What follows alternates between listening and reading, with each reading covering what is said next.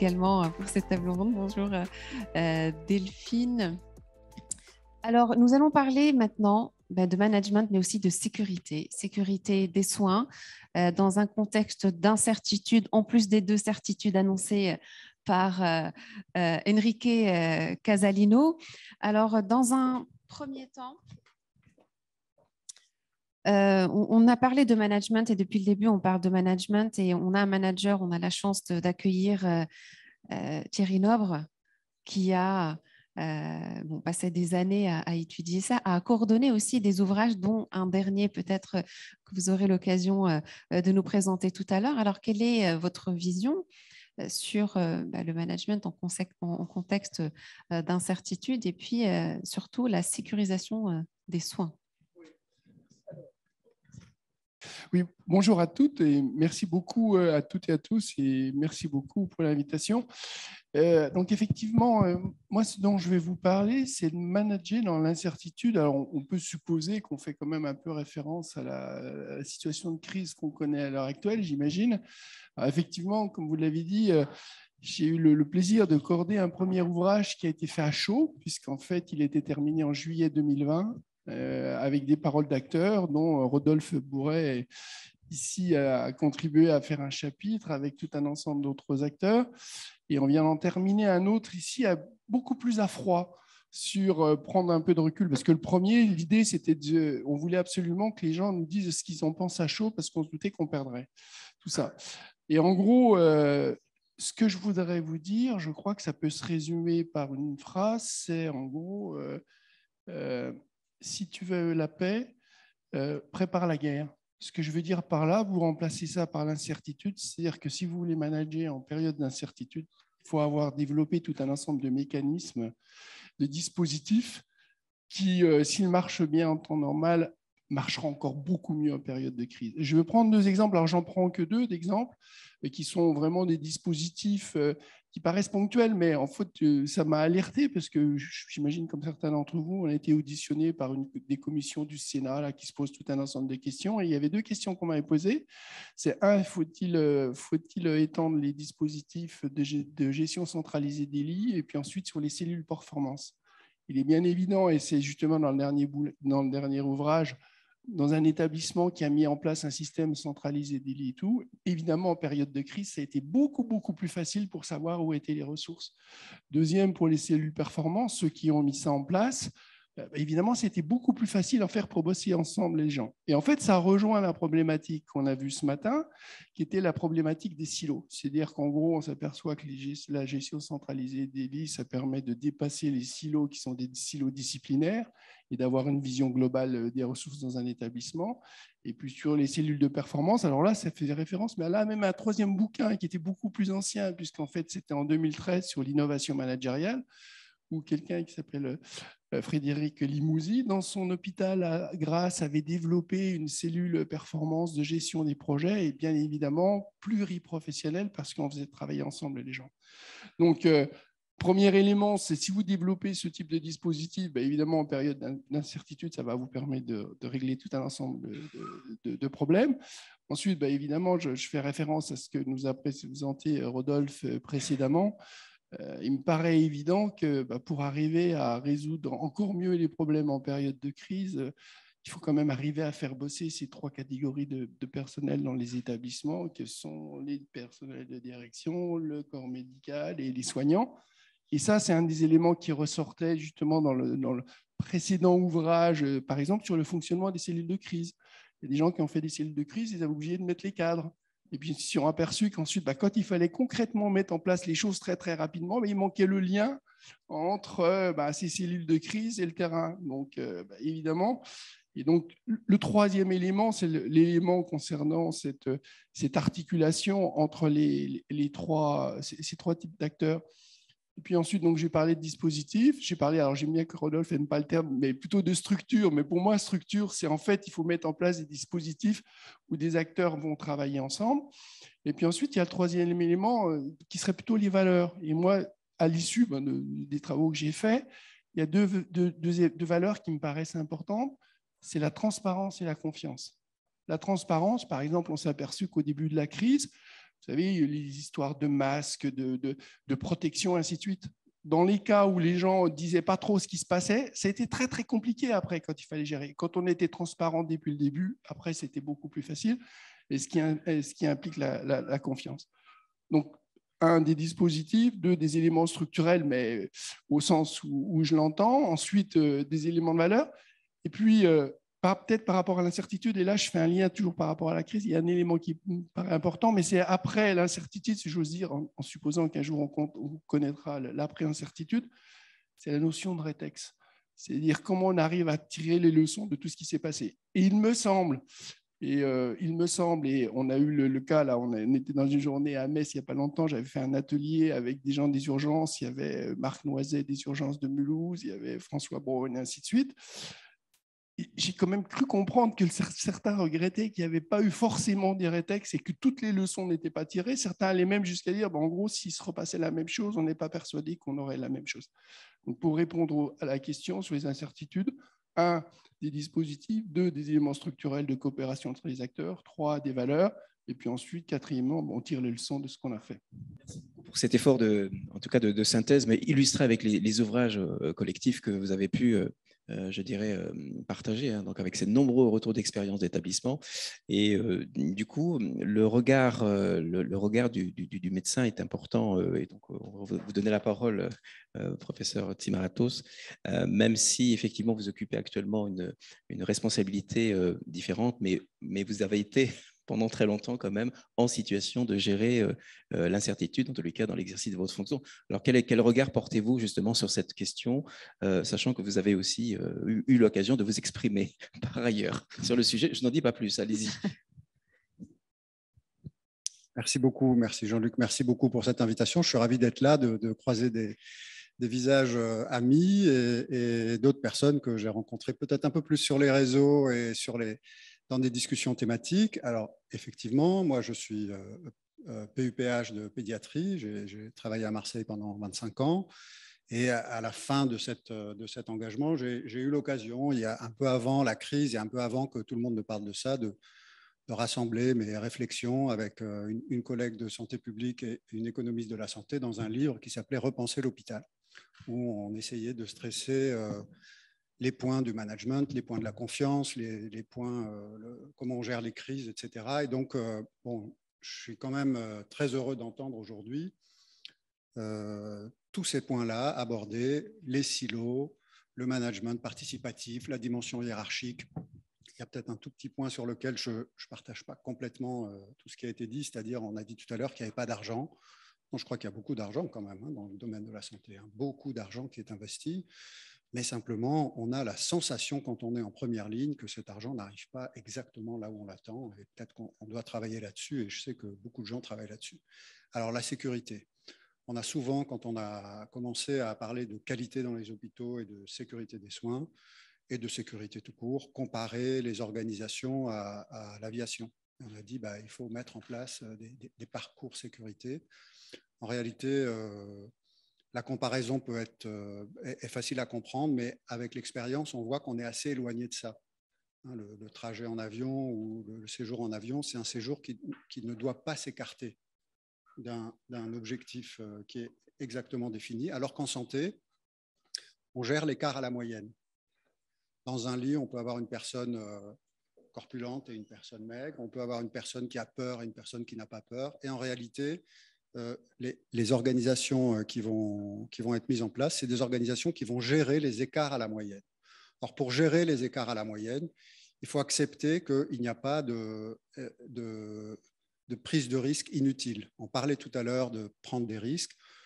Ce qui est arrivé de plus difficile pour les managers de la santé, c'est le principe de précaution. Si j'ai peur, je ne fais pas parce que je vais être sanctionné. Or, on peut, dans nos vies quotidiennes, on prend des risques sans qu'il y ait obligatoirement de sanction. La sanction, c'est l'échec, mais ce n'est pas une sanction disciplinaire. Et donc, en écoutant ce qui s'est dit et en lisant ce qui est produit par tous les gens très érudits et pertinents là-dedans, un praticien comme moi se dit qu'on n'est quand même pas très loin du but. Parce qu'aujourd'hui, gérer la sécurité dans un système, dans un établissement de soins, alors moi je connais mieux le CHU, mais il y a aussi libéral, le privé sans but lucratif, les systèmes où on donne du soin, mais qui sont aujourd'hui très décriés comme les EHPAD, eh bien, on sent qu'on s'oriente plus vers un management par la qualité plutôt qu'un management de la qualité. C'est-à-dire qu'aujourd'hui, on a une enveloppe qualité qui est de l'ordre de 300-350 millions d'euros et beaucoup de managers intermédiaires se posent la question de comment je vais récompenser celui qui a réussi à atteindre un certain nombre de critères qualité. Mais peut-être qu'on peut voir les choses aussi avec un autre regard, c'est combien de cette récompense je vais consacrer à permettre à ceux qui ne remplissent pas les critères qualité de les atteindre. Et comme ces enveloppes souvent ne sont pas fongibles, on a beaucoup de mal à se dire que le critère qualité, par exemple, du nombre d'infections urinaires dans un établissement qui accueille des personnes âgées, qui est lié au nombre de personnes qui sont sondées, par exemple, qui lui-même est lié à la facilité avec laquelle on a accès à des métiers de proximité avec le patient, c'est-à-dire avec des aides-soignants. Est-ce qu'on pourra bientôt mobiliser ces enveloppes qualité pour recruter les aides-soignantes qui manquent? Dans le modèle qu'a présenté Rodolphe Bourré, on parle toujours de lui parce qu'il est seul. Il est seul, le pauvre, c'est le bienheureux, devrait-on dire, parce que c'est le seul qui a réussi à transcender complètement la dimension hiérarchique pyramidale vers une dimension hiérarchique transversale et à confier la responsabilité, mais aussi le risque et aussi le retour sur cet investissement-là à des praticiens.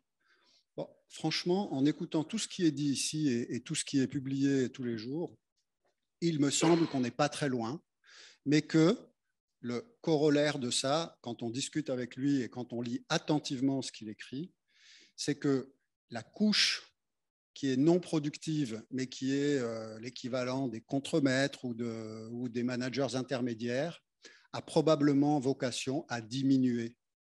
Il y a donc beaucoup de gens qui sont dans le système actuel qui vont devoir réorienter leur carrière vers soit d'autres métiers, soit d'autres process, soit se rapprocher des acteurs de première ligne. Car ça a été dit tout à l'heure, la richesse de l'hôpital, la richesse du système de soins, c'est ses acteurs.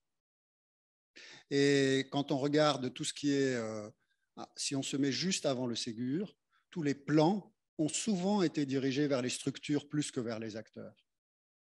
À l'occasion du Ségur, on a eu une première enveloppe et un engouement pour l'idée qu'on devait soutenir les conditions dans lesquelles les acteurs exerçaient leur savoir-faire. Et alors que ça a été des enveloppes quand même très importantes, les acteurs ont ressenti que ça n'avait pas une valeur significative, probablement parce qu'une grande partie s'est épuisée dans le management intermédiaire, qui, s'il est indispensable, ne peut pas non plus être un objectif en soi. Et si l'on garde l'idée du management par la qualité, on donnera les moyens aux acteurs de première ligne, et c'est mon point de vue, d'agir directement sur le management qui leur permettra d'utiliser au mieux les ressources qui sont de très grande qualité et pour lesquelles les financements ne sont pas négligeables. On ne manque pas d'argent dans le système de la santé si j'en crois mon expérience et si j'en crois ce que je lis, et je ne suis pas dans le secret des dieux, je vois les sommes qui ont été investies dans le domaine de la santé et je vois au moins un hôpital en France, mais de très nombreux hôpitaux en Amérique du Nord, où des sommes et ces niveaux de sommes qui ont été investis dans la qualité, par la qualité, ont trouvé la meilleure façon d'y arriver.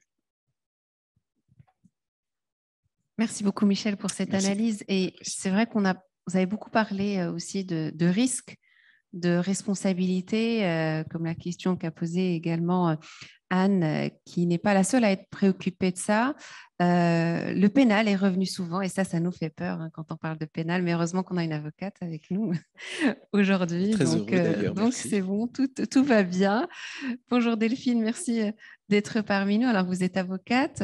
Quelle est votre vision, votre analyse peut-être juridique ou autre de la gestion de risque. Et notamment dans le champ de la responsabilité, Exactement. pouvant interpeller notamment le médecin, hein, voilà, qui a la contrainte de décider, mais aussi le risque Qu'il fait porter au directeur d'en d'hôpital. assumer une part de responsabilité, notamment pénale. Alors, nous ne sommes pas compétents sur le sujet, mais voilà. Donc, on est très heureux de vous entendre. Voilà. Merci beaucoup. Le micro marche, parfait. Le débat juridique avait déjà bien commencé sur la table ronde précédente. Je ne vous cache pas que je trépignais à l'égard de certaines interrogations. Effectivement, je vous ai beaucoup sollicité pour comprendre le cadrage de mon intervention sur cette table ronde, puisque dans le cadre de l'ouvrage, je m'étais plus penchée sur les questions de santé numérique. Et la question m'a beaucoup interpellée quand vous m'avez orientée sur le sujet effectivement de la désorganisation de l'activité au sein des services liés à la crise et donc à l'impact que ça peut avoir directement sur la responsabilité médicale. Et c'est vrai que j'ai tout de suite été interpellée.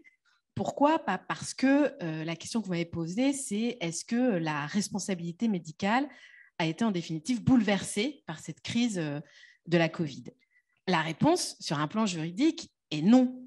La responsabilité médicale n'a pas vu ses fondements bouleversés dans le cadre de cette crise. Que des situations à risque juridique se soient démultipliées, c'est autre chose. Mais j'allais dire, ces situations, elles préexistaient à la crise et elles continueront à exister après la crise. Par contre, ce que je trouve intéressant d'un point de vue juridique en matière de crise sanitaire, c'est que les fondements de la responsabilité des professionnels de santé n'ont pas été affectés dans le cadre des crises sanitaires. Par contre, ce qui a été déterminant, et on parle aujourd'hui de la crise de la Covid, mais nous avons connu des crises sanitaires préalablement. Vous avez parlé du pénal, mais le pénal a marqué le monde de la santé depuis l'affaire du sang contaminé, qui a cristallisé les acteurs décideurs en matière de responsabilité pénale dans le domaine de la santé, au point de conduire à parfois des paralysies en termes de prise de décision. Et donc, l'enjeu de la responsabilité, il ne se joue pas au niveau des professionnels de santé, qui, encore une fois, connaissent des mises en cause, en ont connu et vont en connaître. Par contre, ce qui est bouleversé, c'est la responsabilité de l'État. L'ensemble des crises sanitaires que l'on a connues, elles n'ont fait que construire le régime de la responsabilité de l'État en matière de santé publique. Et l'ensemble des crises sanitaires que l'on a connues, si on prend par exemple l'exemple de la grippe espagnole, c'est elle qui a conduit en 1920 à la création du ministère de la Santé. Toute la régulation de notre système sanitaire, toute la régulation de notre système de sécurité sanitaire s'est construite avec les crises sanitaires. Alors, on peut remonter à la grippe espagnole, mais on peut prendre des crises précédentes comme le sang contaminé ou encore le Mediator. Chacune de ces crises a donné lieu à de nouvelles législations. Entre 1993 et 2004, on a créé plus de 20 agences d'État consacrées au secteur de la santé, à la police sanitaire et au contrôle des activités de santé. Donc, en fait, l'enjeu, pour moi, il n'est pas sur le bouleversement de la responsabilité médicale ou le bouleversement de la responsabilité du directeur. Moi, j'ouvre mon code de la santé publique. Si j'ai un problème dans un établissement, toc, toc, je tape à la porte de qui ? Avant d'aller taper à la porte de tous les médecins, quelles que soient les décisions qu'ils auront prises, moi, je vais voir le directeur d'établissement. Et je dis, monsieur, vous êtes directeur d'établissement, il y a un problème dans votre structure, merci d'y répondre. La question qui se pose aujourd'hui, et elle est très prégnante, et la crise de la Covid-19, pour moi, en est symptomatique, de par l'emballement qu'il y a eu. Le nombre de recours dirigés contre les autorités publiques et les autorités de l'État. Alors, un certain nombre ont été écartés, puisque dépourvus de fondement, complètement irrecevables. Je passe sur les fantaisistes qui peuvent exister, et en particulier dans mon corps professionnel, qui participent grandement du jeu de la responsabilité. Je prendrai un autre exemple de crise que nous sommes en train de vivre, qui est la crise des EHPAD.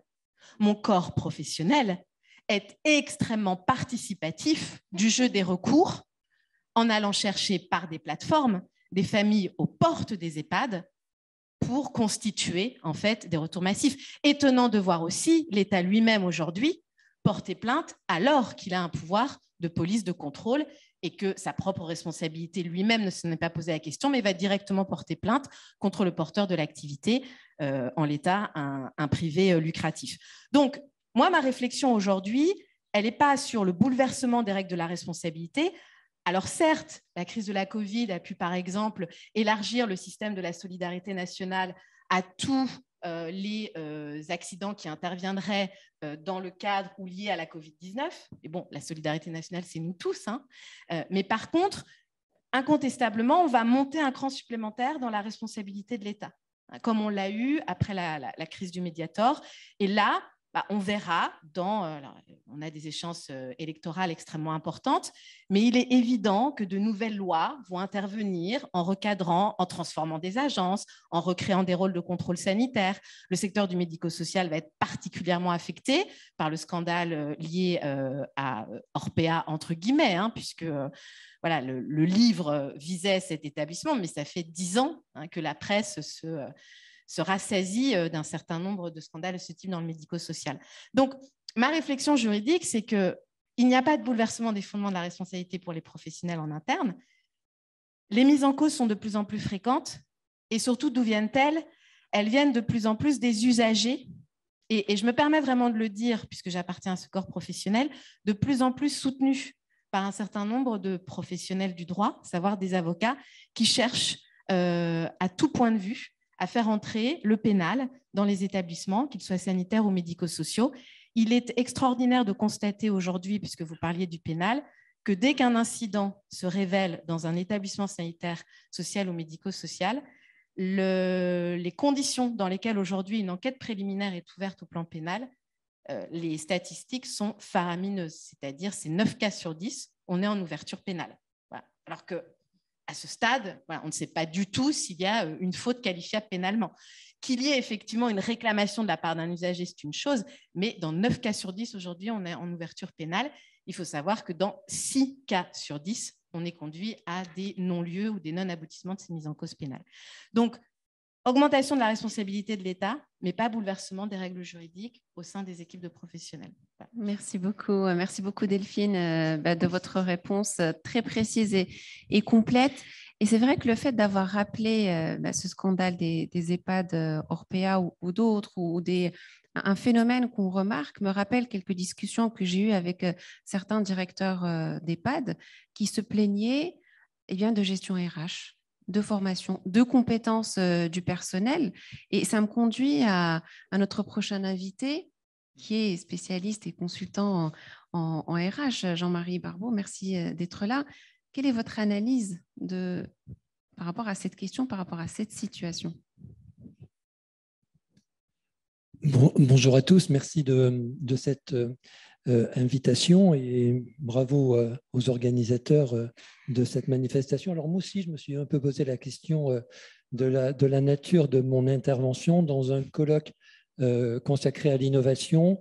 Peut-on raisonnablement parler de la fonction publique et notamment de la fonction publique hospitalière? Mais si je suis venu, c'est parce que je pense qu'on peut le faire au regard de cette transformation que connaît la fonction publique depuis maintenant 3 ans. Il y a une loi importante qui est la loi du 6 août 2019. Et c'est une réforme qui avance un peu à bas bruit. Ce n'est pas une réforme qui a mis des millions de Français dans la rue. Et pourtant, on voit que c'est un véritable chantier qui se met en place et qui concerne notamment la fonction publique hospitalière. Donc, c'est plutôt de ce secteur dont je vais parler en évoquant notamment la réforme de l'évaluation professionnelle. Et je préfère parler de réforme de l'évaluation professionnelle plutôt que de suppression de la notation, parce que quelque part, c'est un peu étonnant de parler d'innovation en disant qu'on a supprimé la notation, qui était quand même un des derniers archaïsmes, en tout cas, que connaissait la fonction publique hospitalière. Et là, on est depuis 2 ans maintenant, et Jean-Luc connaît bien le dossier, puisqu'on collabore sur ces différents retours d'expérience. On est sur un accompagnement aujourd'hui des établissements dans la réforme de l'évaluation professionnelle. Et on est en train de se rendre compte, d'abord qu'on a des éléments de certitude réglementaire, mais ce n'est pas ça qui est intéressant aujourd'hui, mais qu'on a aussi toute une série de questions qui se posent au fur et à mesure qu'on rencontre les gestionnaires et les cadres des établissements qui mettent en œuvre cette réforme. Donc l'évaluation professionnelle, elle est en train de modifier de manière profonde à la fois la GRH et le management hospitalier. Elle modifie la gestion des carrières. Vous savez que la gestion des carrières dans la fonction publique, c'était très linéaire, c'était très impacté par la notation. On met en place depuis maintenant 2 ans ce qu'on appelle des lignes directrices de gestion. Et ça veut dire que chaque structure de la fonction publique, mais chaque hôpital, par exemple, aujourd'hui détermine ses propres modalités d'avancement au regard notamment de la valeur professionnelle ou de l'expérience professionnelle. Et donc, il y a un gros travail qui est fait en toute autonomie. C'est une des particularités. Et c'est vrai qu'avec ces lignes directrices de gestion, il y a une dimension intellectuelle et conceptuelle qui est intéressante. Alors, il y a une dimension juridique qui va vous passionner puisqu'on est complètement dans le soft law. Et quelle va être effectivement l'opposabilité ou la force juridique de ces lignes directrices de gestion? On attendra les contentieux pour en savoir un peu plus. Le deuxième volet qui montre l'impact de cette nouvelle évaluation professionnelle, c'est qu'on revisite complètement la GPEC. Alors la GPEC, il y a 15 ans, moi j'étais ici et on parlait déjà du répertoire des métiers, de toute cette démarche qu'on a impulsée dans les établissements. Et qu'est-ce qui est en train de changer? C'est que d'abord, il y a de nouveaux métiers, il y a de nouvelles compétences. Il y a 15 ans, il n'y avait pas des IPA, par exemple. On voit aujourd'hui qu'il faut revisiter sans cesse nos référentiels de compétences. Et surtout, on se rend compte qu'on a peut-être trop insisté sur des compétences techniques, sur les savoir-faire, sur le niveau de maîtrise, et qu'on a un peu négligé d'autres aptitudes, d'autres qualités, intelligence émotionnelle, intelligence émotionnelle, et ce qu'on dit dans un autre jargon, les soft skills, par opposition aux hard skills. Moi, je préfère parler de savoir-être et de savoir-faire, mais on voit bien qu'en tout cas, on est en train d'élargir cette approche des compétences. Et c'est vrai que la crise sanitaire a mis quand même au premier plan aussi, je dirais, les dimensions sociales, les dimensions sociétales, l'importance de la RSE, l'importance de la QVT, et on ne peut pas continuer à évaluer nos professionnels uniquement sur des référentiels de compétences techniques. Le troisième point qui est en train d'être impacté, c'est bien évidemment le fait que l'évaluation professionnelle dans la loi, c'est l'évaluation de la performance. Et ça, c'est écrit en toutes lettres dans la loi de 2019. On n'hésite pas à parler de performance, on n'hésite pas à parler d'objectifs et de résultats. Et on voit que ça pose aujourd'hui un certain nombre de problèmes parce qu'on ne peut pas, je dirais, avoir la même démarche d'objectifs et de résultats avec des personnes qui sont en situation de responsabilité à ceux qui sont en situation d'exécution. Et puis, bien évidemment, mais je serai très, très bref parce qu'il faudrait un colloque, ce concept de performance bouscule complètement les valeurs du service public. Quatrième point qui est impacté et lié au précédent, c'est quel lien on va faire entre l'évaluation professionnelle et la rémunération, et plus particulièrement le régime indemnitaire. Alors c'est une question, tout à l'heure on a parlé de la loi de 1991, et ça m'a fait sourire parce qu'effectivement, déjà dans la loi de 1991, on parlait de l'intéressement du personnel. Alors plus récemment, le Ségur a pris un engagement qui est de la refonte du régime indemnitaire pour tous les agents de la fonction publique hospitalière le 1er janvier 2022. Alors, je ne veux pas être désobligeant avec la puissance accueillante, mais c'est vrai que le 1er janvier 2022, il ne s'est pas passé grand-chose. On nous annonce maintenant une refonte pour 2023. Je pense que c'est un élément absolument essentiel.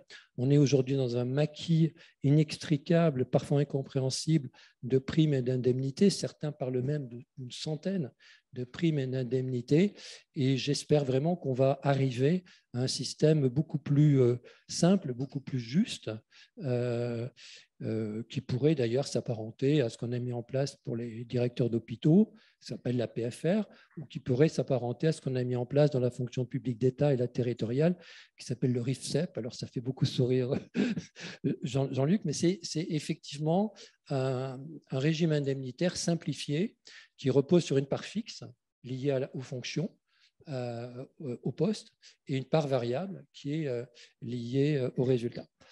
Et puis, le dernier point qui est, à mon avis, déterminant dans cette réforme de l'évaluation professionnelle, c'est que ça réinterroge complètement le management hospitalier, ça réinterroge la place des cadres évaluateurs, ça reprécise leurs fonctions en termes d'accompagnant, de conseil, j'ose pas dire de tuteur ou de coach, mais vous voyez, il y a toute cette dimension personnelle et relationnelle qui permettent au cadre de montrer qu'il n'est pas simplement le gestionnaire des plannings, mais qu'il a une valeur ajoutée importante dans le soutien de son équipe. Et puis, ça réinterroge aujourd'hui aussi le personnel évalué, qui peut être davantage acteur dans son parcours professionnel.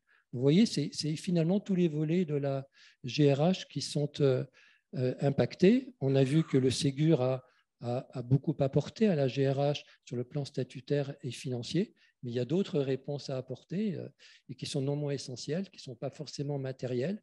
Et professionnaliser l'évaluation peut donner sans doute un autre regard sur ce qu'est la GRH hospitalière, sur ce qu'est l'hôpital public, et peut-être, j'espère, nous aider dans le renforcement de l'attractivité de nos métiers et la fidélisation de nos professionnels. Voilà, je ne sais pas si j'ai tenu dans les 5 minutes. L'exercice commence à une acculturation collective du point de vue des intervenants. Donc, parfait, d'autant plus que tu abordes le sujet de la formation et de l'acculturation aussi de certaines conduites, certaines pratiques pour réduire le niveau d'incertitude.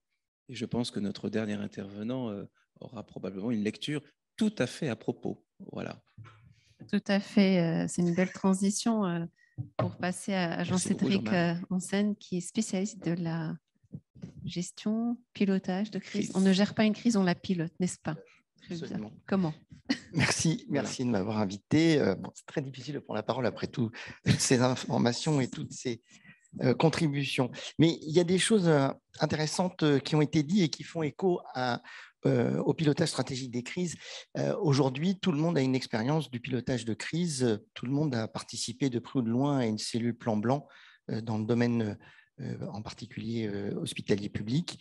Et un certain nombre de choses, je pense, sont arrivées et des prises de conscience ont été faites.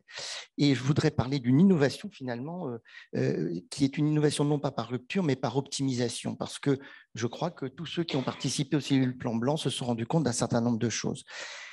Alors, ça va faire écho à plein de choses qui ont été dites. D'abord, il y a le fait que la crise ne se réduit pas aux faits générateurs et que souvent, et très souvent en cellule de crise, on a tendance à être aspiré par le fait générateur, à se focaliser sur le fait générateur, alors que la crise, elle est plutôt les conséquences du fait générateur. Et on le voit très bien sur la crise Covid, ce sont toutes les conséquences réglementaires, économiques, sociales, qui ont constitué la crise plus que le fait qu'il y ait des gens malades, même si le fait qu'il y ait des gens malades a mis l'hôpital en tension, bien évidemment. Mais au niveau sociétal, ce sont les conséquences indirectes qui sont faits de la crise. Le deuxième point qu'on a un petit peu évoqué, c'est que pendant une crise, la réglementation, la loi s'applique. Alors, effectivement, des tas de gens vont dire on peut s'en affranchir, des tas de gens vont croire qu'on peut transgresser. En fait, pas du tout. Ça reviendra en boomerang à l'issue. Alors, pendant, en général, il y a une sorte de permissivité, mais ça va revenir. Et c'est déjà un premier point important entre la différence entre celui qui est dans l'opérationnel, dans le tactique, et celui qui est dans le stratégique. Dans le stratégique, on doit garder en tête qu'à l'issue ou pendant, la loi s'applique. Alors que quand on est dans l'opérationnel, effectivement, on peut considérer que telle ou telle règle d'hygiène pourra être adaptée parce que finalement, les moyens ne permettent pas de fonctionner comme au quotidien. Mais derrière, il y aura des recherches de mise en cause. Et là, on a une très belle démonstration de ça. Donc, c'est l'étage stratégique qui doit le faire.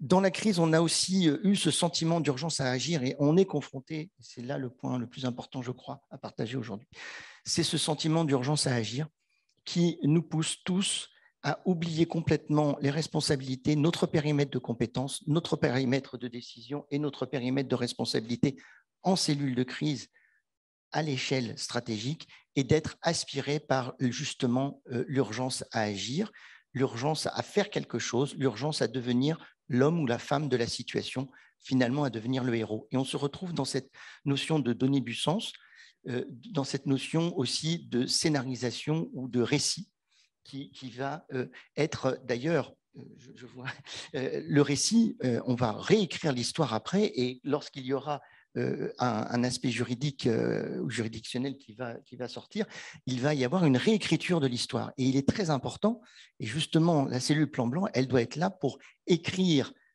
un récit de la situation qui soit robuste et qui permette à la fois à chacun de se sentir fier de ce qu'il aura fait, mais aussi de protéger l'ensemble des acteurs sur le bien fondé au moment où ça a été pris, des décisions qui ont été prises.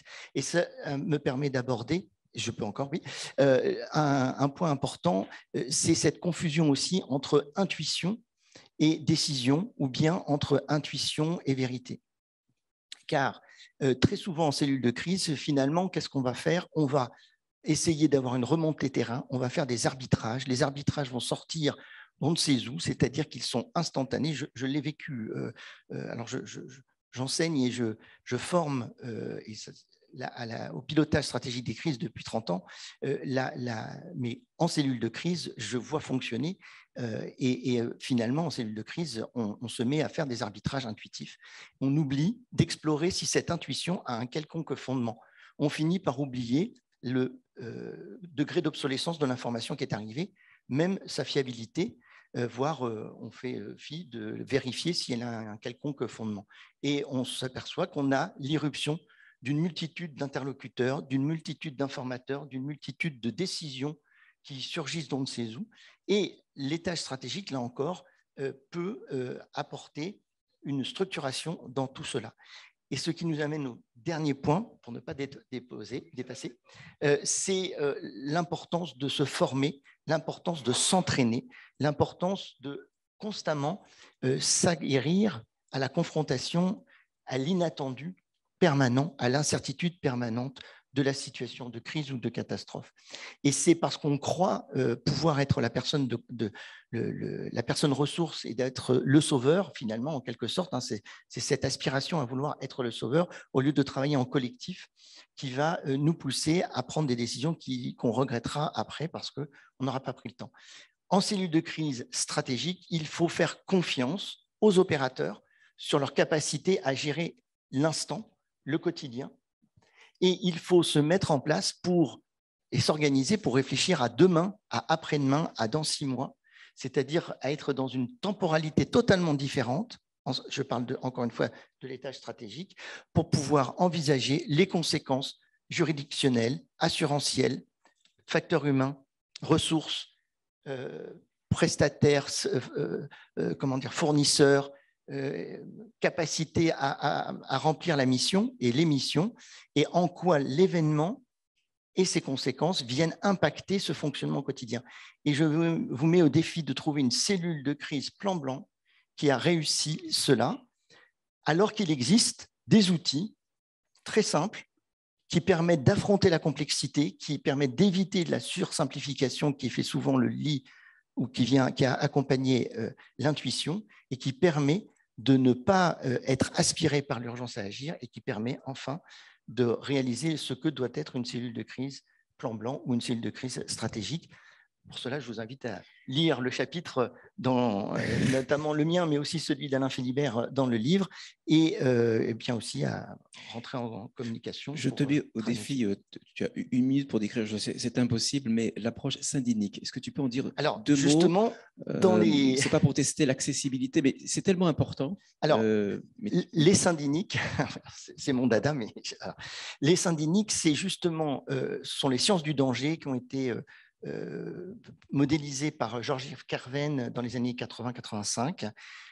qui aujourd'hui, vous allez sur le site de l'Institut pour la maîtrise des risques, vous verrez beaucoup de choses sur les syndiniques. Et donc, elles permettent d'analyser une situation, elles permettent de faire une sorte d'audit managérial pendant une crise, et elles permettent d'identifier des dysfonctionnements, des dissonances, un certain nombre de problématiques qui, justement, d'un point de vue stratégique, sont nécessaires à être corrigées, amendées pour pouvoir répondre à la situation. Donc, c'est les syndiniques, je vous invite vraiment à vous intéresser à cela, parce que c'est affronter la complexité de manière simple, si c'est possible. Tu as été parfait. 1 minute pour décrire la scène. Parfait. Merci infiniment. Alors, vraiment, toutes les interventions sont passionnantes. Alors, on imagine que maintenant, les questions doivent, comment dirais-je, se multiplier. Voilà. Nous, on a plein de questions, évidemment, mais je te laisse, Nada. Oui, là, j'ai vu plein de questions en ligne, et puis en attendant que le micro soit communiqué. Professeur, oui, professeur, parce que bon, c'est vrai qu'il avait déjà la table ronde précédente, il avait réclamé, on a dit non. On avait pris une décision descendante, unilatérale. Toujours après une dame. Non réversible, par contre, on a dit. Je ne sais pas si c'était des dames ou pas, mais bon, alors il y a beaucoup de réactions. Non, mais je ne sais pas. Et de questions. Voilà, je te laisse. Des questions en ligne et des réactions par rapport au rétex. Parce que plusieurs freins sont posés sur le terrain, les professionnels sont confrontés à l'argument « on n'a pas le temps ». Ou alors, vous n'avez pas le temps, c'est une perte de temps. Donc, comment ne pas être culpabilisé par ces managers, ou comment valoriser ce rétex, et puis peut-être pour aller plus loin, comment en faire un argument, un indicateur de performance pour la gestion RH. Peut-être que c'est une question pour vous deux, Thierry. Et puis... Moi, tout ce que je peux dire, c'est que l'ensemble de tous les acteurs là, que j'ai contactés pour mes 2 bouquins, au début, si vous voulez, il y avait une annonce comme quoi il y aurait des rétextes qui seraient faits. Et là, maintenant, si vous voulez, les retours que j'ai aujourd'hui, j'ai beaucoup d'insatisfaction. Et pour vous dire, hein, on était jeudi dernier, donc c'était quand même le chef des urgences de Mulhouse. Hein. Donc, si vous voulez, il me semble quand même qu'à Mulhouse, il y a quand même eu des éléments. Et lui, c'était un des points qu'il soulignait. Alors, j'avoue que j'ai été un peu étonné. Donc, c'était jeudi dernier. Donc, depuis, je n'ai pas trop réfléchi. Et puis, du coup, j'ai un peu creusé. Et j'ai l'impression quand même, il me semble qu'il y a quand même une forme d'insatisfaction sur les éléments qui permettraient de capitaliser l'ensemble des savoir-faire. Alors, c'est vrai que Jean-Baptiste l'a dit tout à l'heure, c'est-à-dire qu'on était dans un élément très exceptionnel, c'est-à-dire les 3 éléments de complexité de l'hôpital ont sauté, c'est-à-dire c'était open bar pour les ressources, les problématiques administratives ont complètement sauté, les problématiques de rapport de pouvoir ont complètement sauté parce que tout le monde était visait le même objectif. Et puis ensuite, effectivement, on est passé quasiment au monotâche. Donc, c'est vrai que ça a levé tout un ensemble de contraintes habituelles. Mais néanmoins, les acteurs sur le terrain disent mais il y a quand même plein de choses qu'on pourrait retirer. Et j'ai l'impression que l'effort de rétex, il me semble aussi avoir entendu que dans notre région, qui était quand même très fortement touchée sur le premier épisode, le rétexte au niveau régional était quand même relativement succinct. Quand je dis succinct... Merci. Oui. Si je peux me permettre, je pense aussi que c'est une difficulté d'avoir les outils conceptuels pour justement extraire la substantifique moelle de l'expérience, parce qu'un processus AMDEC, si on est dans l'industrie, ou un processus comme comment dire, les RMM telles qu'elles sont conçues et telles qu'on les voit dans les documentations de la HAS, ne permettent pas d'analyser l'ensemble des éléments dont on a pris conscience pendant la crise. Et donc, là encore, je vais vous inviter à vous intéresser au syndinique, parce qu'il y a là justement des outils qui, à la fois, s'intéressent aux organisations, mais aussi aux fonctionnels et aux rapports entre les humains, c'est-à-dire aux défaillances ou aux qualités individuelles, interindividuelles, globales et structurelles. Et donc, c'est beaucoup plus large que les outils classiques, et peut-être que ça aidera parce que ça peut être très rapide. il y a souvent cette question, quel outil pour aller vite? Est-ce qu'en une après-midi, on peut faire une analyse syndinique d'une situation et avoir un rétexte? Oui, c'est possible. Il faut s'entraîner avant, hein, bien sûr, mais ça ne s'improvise pas. Mais oui, c'est possible. Donc, voilà, c'est un... Jean-Marie Barbeau, peut-être répondre avant de redonner la parole à Myriam et puis au professeur Colomba, Myriam Oukal et... Juste, effectivement, sur le retour d'expérience, on a la chance avec l'ANFH, effectivement, d'animer des séminaires régionaux assez régulièrement. Et ces séminaires, au départ, c'était des séminaires de présentation de la réforme, mais maintenant, ça devient véritablement avec des ateliers, des retours d'expérience. Il y a deux questions, par exemple, qu'on m'a posées. J'étais à Blois, bientôt je serai à Nantes. Enfin, toutes les régions aujourd'hui se mobilisent sur l'évaluation professionnelle. Par exemple, on voit que les textes sont très contraignants. Par exemple, la réglementation interdit qu'il n'y ait qu'un seul évaluateur. Alors, on voit bien l'esprit dans lequel on a fait ça, mais tout à l'heure, en entendant Rodolphe Bourret, je me dis quand même, qu'est-ce que ça serait bien que d'une manière ou d'une autre, le chef de pôle soit également associé à l'évaluation des professionnels. Vous voyez, ça fait partie des questions qui remontent. Deuxième question qui remonte également, c'est le management intergénérationnel. C'est-à-dire, tout à l'heure, j'ai parlé très rapidement de l'évaluation des compétences, mais on voit bien qu'aujourd'hui, on a une coexistence à l'hôpital de 3 générations. Il n'y a plus, comme il y a encore une dizaine d'années, les anciens et les jeunes. Aujourd'hui, il y a X, Y et Z. Et il y a un article d'Actu Soin, d'ailleurs, ce matin, là-dessus. On voit bien que par exemple, Parcoursup conduit aujourd'hui à la profession infirmière des jeunes qui n'ont absolument pas le même profil, qui n'auront pas les mêmes attentes, qui auront sans doute plus d'exigences, etc., etc. Donc, il y a cette dimension intergénérationnelle qui est aussi un élément d'incertitude, il faut le dire, mais à prendre en compte dans nos politiques d'évaluation. Tout à fait. Professeur Colomba, oui. Il a le micro. Donc, merci. Là, je le lâche plus, bien. Je voulais faire des commentaires sur l'hôpital magnétique et sur la table ronde en particulier. Vous savez qu'il y a eu des études sur sécurité des soins et hôpitaux magnétiques. Donc, service de chirurgie, on est à moins 50% de morbidité, moins 33% de mortalité quand même. Juste pour vous dire un peu l'échelle. Et donc, sur ces hôpitaux magnétiques, je voudrais quand même... d'abord, féliciter bien sûr l'expérience de Valenciennes et dire que nous avons des textes récents qui permettent quand même de mettre les choses en place, puisqu'on a le Code de la santé publique qui parle de management participatif, et c'est la première fois. On a la loi RIST et la circulaire Clarisse qui poussent vers l'innovation managériale et les expérimentations de gouvernance. Donc, je veux dire qu'on a tout pour le faire. Donc, c'est vraiment qu'il y a des résistances, et c'est sur ça que je vais finir, sur les résistances. Donc, demain, j'aurai 5 minutes pour vous parler du modèle de la démarche participative. C'est un modèle qui existe depuis 30 ans, qui est obligatoire depuis 2004. Il est mis en place dans 20% des services. D'accord? Donc, obligatoire, 20% des services. On peut quand même se poser quelques problèmes. Merci beaucoup, professeur. Myriam, Myriam Oukal, je te laisse te présenter peut-être. Docteur Vincent Leroux, qui a levé la main, s'il vous plaît. Bonjour à tous, merci pour cette table ronde très intéressante. J'avais une petite question, on a parlé de l'urgence à agir, du contexte d'incertitude qui s'est traduit parallèlement par une massification des informations de la part du gouvernement dans les hôpitaux, lequel a pour extension un manque de hiérarchisation des données. Et finalement, la parole du sage s'est perdue dans la foule des discours. Et en dehors de l'hôpital, on a pu voir la propagation de fake news. Donc, comment instaurer la confiance envers la science, restaurer aussi la rationalité dans les équipes pour faire face à cette problématique?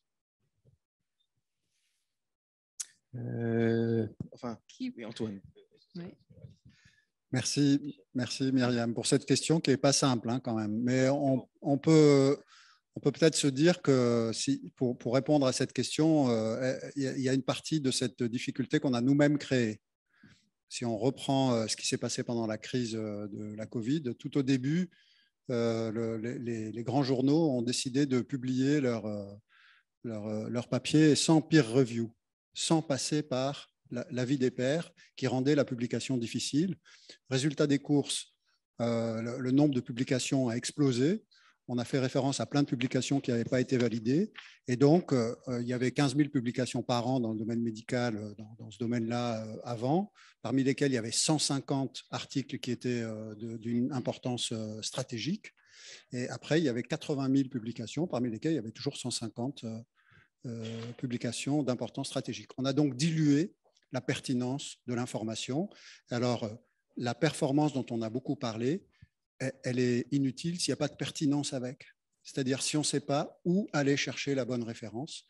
Et c'est un élément qu'on peut retrouver dans tout ce qui s'est passé après, parce qu'à partir du moment où tout le monde peut devenir un expert plus par le nombre de vues ou par sa présence médiatique, eh bien, évidemment, on prend le risque d'avoir un certain nombre d'errances dans ce qu'on va considérer comme la base de connaissances qui nous aide à progresser. Finalement, ce qu'on voit quand même, c'est que notre connaissance a énormément progressé pendant 3 ou 4 mois jusqu'au mois de mai-juin 2020. Et puis ensuite, il y a eu une espèce de stagnation avec beaucoup de papiers qui sont sortis, mais auxquels on ne faisait plus tellement référence. On a continué à faire référence aux mêmes papiers. Et donc, il ne faut pas oublier que si on veut faire du management stratégique, participatif, il faut construire la base de connaissances qui va nous permettre d'avancer, c'est-à-dire il faut partager la connaissance du métier des acteurs de première ligne pour pouvoir ensuite faire de la hiérarchisation de la décision. Il faut savoir qu'est-ce qui est prioritaire et choisir, c'est donc renoncer. Il faut être capable de renoncer à un certain nombre de points qui arrivent uniquement par le flot des informations ou des besoins pour dire ça, on va le traiter après. Moi, j'aime bien aussi dire que beaucoup de barrières ont été levées, mais elles ont été levées dans des secteurs très restreints. Moi, par exemple, qui suis pédiatre, qui travaillait dans le Sud, pendant toute la première vague du Covid, on a eu très peu de patients. Pour nous, les barrières n'ont pas été levées, elles ont disparu parce qu'on ne pouvait plus faire avancer un certain nombre de sujets qui concernaient la santé des enfants, l'aspect PMI, etc.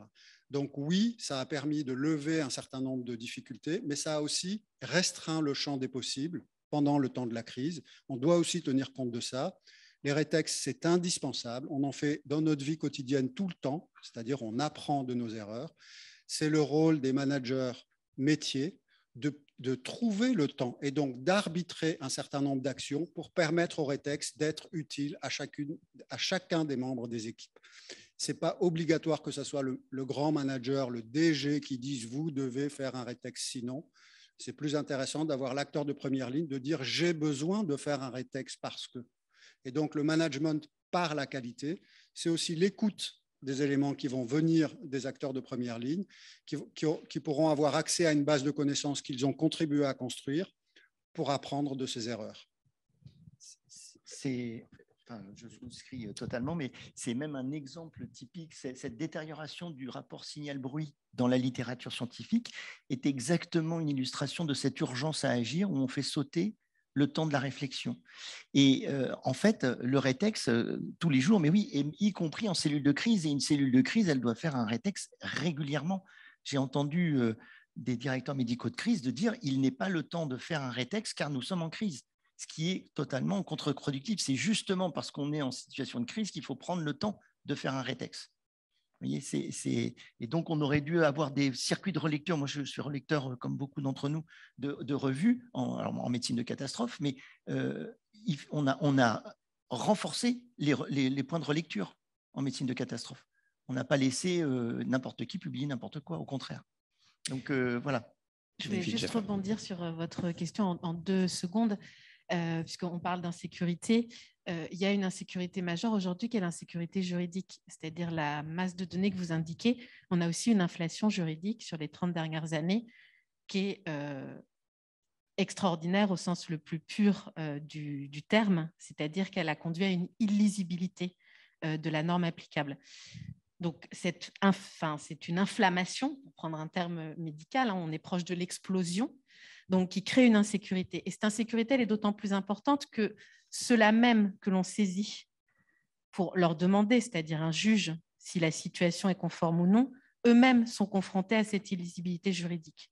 Et aujourd'hui, si vous prenez le premier degré de juridiction, la première instance, elle est complètement aléatoire. C'est-à-dire qu'on ne peut même plus faire confiance à notre premier degré de juridiction face à cette inflation juridique. Et c'est vrai que le secteur qui nous concerne, qui est le secteur de la santé, a été particulièrement marqué par ça. Donc, une des premières demandes qui est faite, qui est quelque peu inattendue à l'heure actuelle, mais c'est d'avoir un moratoire absolu sur cette inflation de normes à tout va, avec en plus… C'est un avocat qui le dit. Oui, bien sûr que c'est un avocat qui le dit, avec d'autant plus le fait qu'il n'y a plus du tout de hiérarchie des normes. C'est-à-dire aujourd'hui, un discours vaut une loi. OK, moi j'ai des discours qui sont cités dans des requêtes. D'accord ? Donc on ne comprend plus les règles du jeu. Et donc, vous parliez du stade opérationnel. Il est complètement indigeste, en fait. On ne peut pas digérer cette masse de données. Et l'accès aussi à la donnée juridique, l'accès à l'ensemble des décisions, trop de données a tué aussi la clarté de l'information pour le juge lui-même. Merci beaucoup, Delphine. Alors, une dernière question avant la pause qu'on risque de raccourcir. Sauf si c'était juste une remarque de 30 secondes. Hein. Oui. Non, mais il y a des personnes en ligne, il faut absolument… Vincent ? De toute façon, tu vas intervenir dans une table ronde, donc… Bonjour, Hugues Lefort. Juste pour l'anecdote par rapport à Mulhouse, puisque c'est quand même Mulhouse, Strasbourg, Colmar qui ont connu sur la crise un événement majeur, ils se sont pris dans la figure. Pour l'anecdote, en fait, le retour d'expérience qui a été fait à Mulhouse est un retour d'expérience qui a été accompagné. Tout simplement parce que le chef de service avait son fils qui était dans un service qui faisait du retour d'expérience, du management de structure, et qu'ils n'avaient rien à faire, ils ont dit on va vous accompagner dans le rétexte. Et c'est comme ça qu'il a fait un rétexte en fait, d'extrêmement bonne qualité. Je crois que réellement, nos managers en fait, doivent nous donner du temps et quelques petits moyens, en tout cas, pour que le rétexte se fasse en continu. C'est au fil de l'eau, en fait. Ce n'est pas à la fin de les trucs, puisqu'il faut toujours être bon avant, pendant, après, parce que l'après, c'est l'avant de la prochaine crise. On sent que Hugues Lefort va parler de performance demain matin, 9h30. Tu voulais intervenir également? Prends le micro et puis ensuite on va faire vraiment la pause parce qu'on a un autre… Gilbert Mounier, pour vous dire qu'on a quand même des modèles conceptuels, ça s'appelle les organisations de fiabilité. Et pour revenir sur la question de l'expertise, il faut redonner aussi la place aux experts et à un moment prendre le temps d'écouter. Et dans tous ces modèles qu'on a réussi à faire, parce que quand on regarde les crises entre la première, les 2-3 premiers mois, et quand on a appris, on a capitalisé, on a su déjà mettre en place des règles au niveau institutionnel, la réglementation qui donnait quelques règles, jusqu'à après, je pense à l'ouverture sur les EHPAD, des règles ici éthiques qui nous ont réinterrogés critiquement. Merci beaucoup, Gilbert Mounier, qui va intervenir demain matin à 9h30 aussi sur la question de la performance. Merci infiniment. On est obligé d'arrêter et de remercier tous les participants. Merci beaucoup. On vous offre alors une petite séance de photos pour les intervenants qui sont là, encore 30 secondes. Et puis on reprend impérativement.